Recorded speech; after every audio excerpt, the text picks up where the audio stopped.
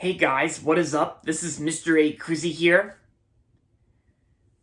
And in today's movie review, I'm going to be doing a movie review on the 1991 drama film from MGM. And that's going to be on The Man in the Moon. The Man in the Moon is directed by Robert Mulligan. And of course, it came out in 1991. And I also watched this movie yesterday on Amazon Prime Video. I actually rented this movie on Amazon. And so, The Man in the Moon is basically about two younger siblings named Maureen and Danny, who share a young connection, but their local boy, Cord Foster, threatens to throw their bond off balance. Danny and Cord first meet and have like a rampart of like a flirtious rampart, but when he meets Maureen, he falls hard and they begin a passionate affair. The new couple try to keep their love hidden from Danny, but she soon learns that the truth is disavowing her sister. But a heartbreaking accident later reunites the girls. And yeah, that's pretty much, the story of what this movie's about. Like, that's pretty much, the main, the plot and story of The Man in the Moon. And one of the reasons why this movie's called The Man in the Moon is basically how one of the girls actually mentions about how they wish they can talk to like the Man in the Moon. And they show like moonshots at the beginning and the end of the film. Yeah.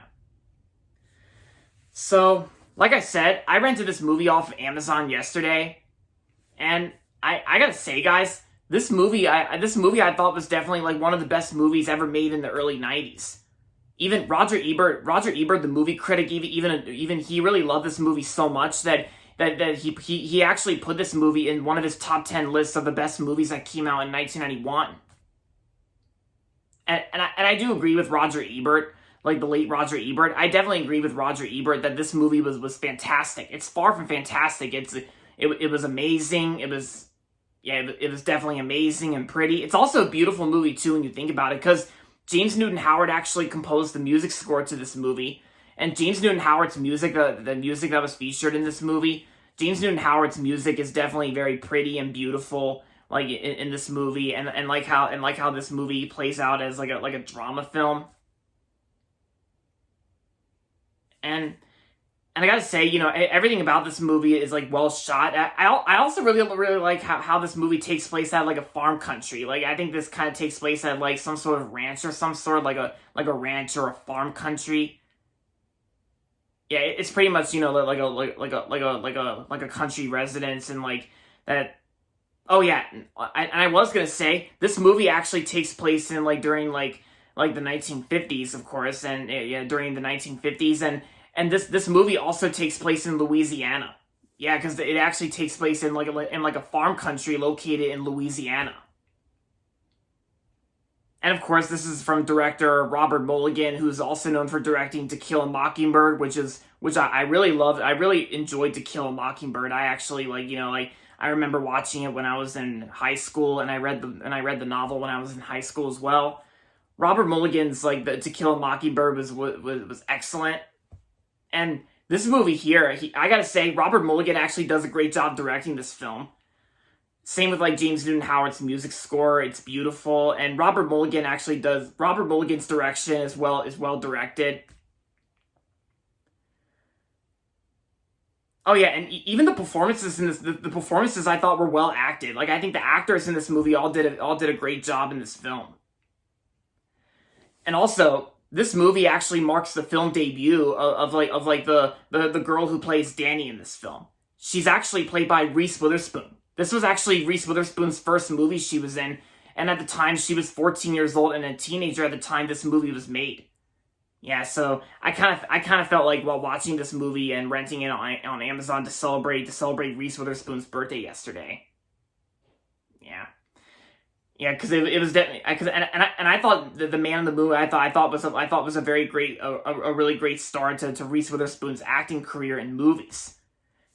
And then in 2005, Reese Witherspoon won the Academy Award for best actress for her performance in Walk the Line. And I know she was really great in Walk the Line.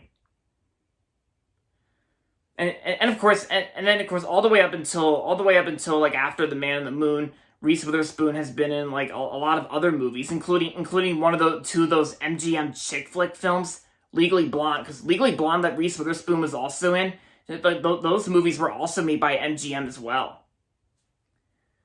And yeah, this movie was also an MGM movie as well, so yeah. And yeah, and of course Reese Witherspoon was in a bunch of other movies like American Psycho and Little Nicky.